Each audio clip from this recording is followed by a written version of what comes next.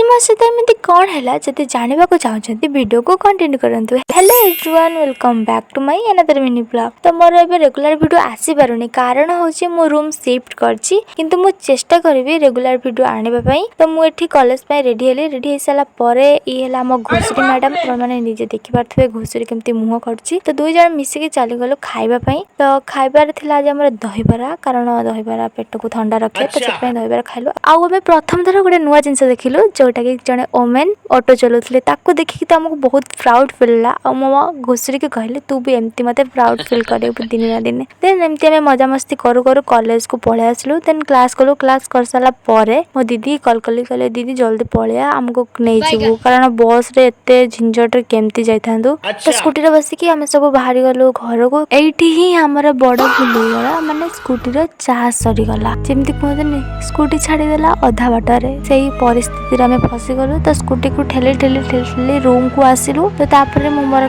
Dress change करी खाइबा खाइली। तो आज पे एतिकी देखा आउ एक ब्लॉग रे रहछि। राधे राधे।